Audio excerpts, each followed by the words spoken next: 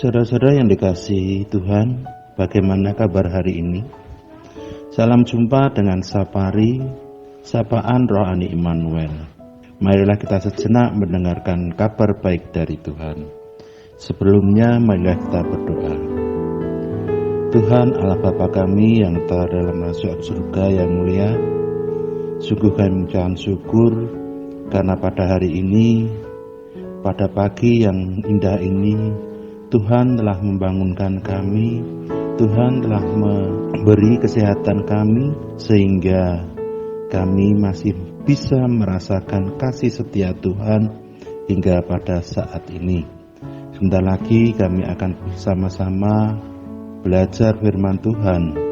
Kiranya Tuhan berkati dan Tuhan pimpin, sehingga semua dapat berjalan dengan baik.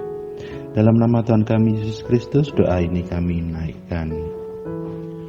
Bapak Ibu yang dikasihi Tuhan, firman Tuhan yang akan kita dengarkan bersama-sama diambilkan dari Kejadian 20 ayat 12. Yang begini firman Tuhan. Lagi pula ia benar-benar saudaraku, anak ayahku, hanya bukan anak ibuku, tetapi kemudian ia menjadi istriku. Bapak Ibu yang dikasihi Tuhan, kebanyakan orang berbohong lebih dari satu kali dalam sehari. Demikian diungkapkan oleh peneliti, meskipun lebih menguras mental daripada mengatakan kejujuran. Kenyataannya manusia lebih gampang untuk berbohong. Ada banyak alasan yang orang lakukan sampai berbuat bohong. Tapi salah satu yang paling sering adalah karena ketakutan.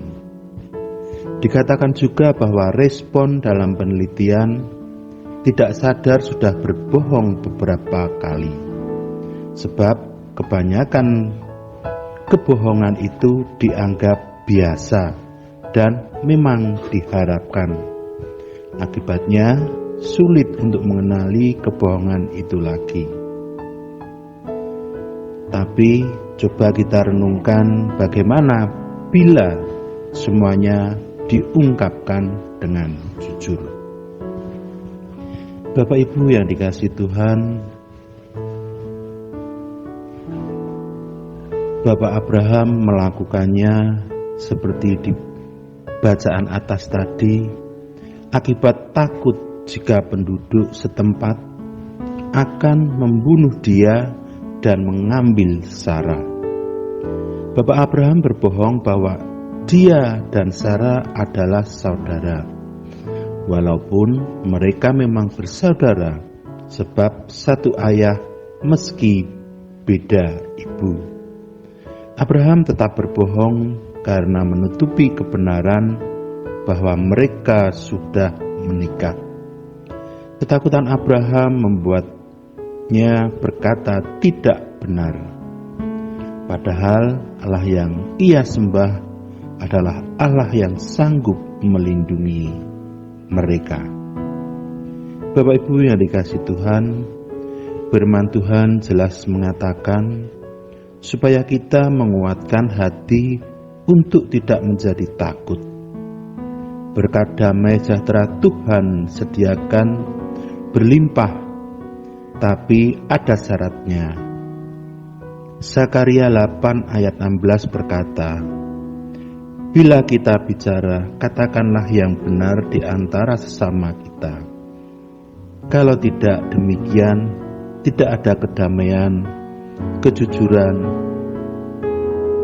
Beberapa sering kita berbohong karena kita takut orang meremehkan kita, sehingga kita bohong, punya ini, punya itu, pernah melakukan ini, pernah melakukan itu.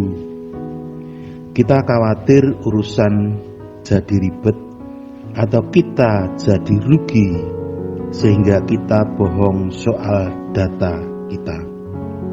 Namun lewat renungan hari ini Bila kita sudah berkata tidak benar, akuilah kesalahan ini di hadapan Tuhan. Bertobatlah, jangan melakukan lagi. Biarlah berkata benar menjadi gaya hidup kita, tanpa ragut, tanpa rasa takut, sebab Tuhan menyertai. Amin. Baiklah saudara-saudara, tetaplah bersyukur, penuh semangat, dan sampai jumpa lagi.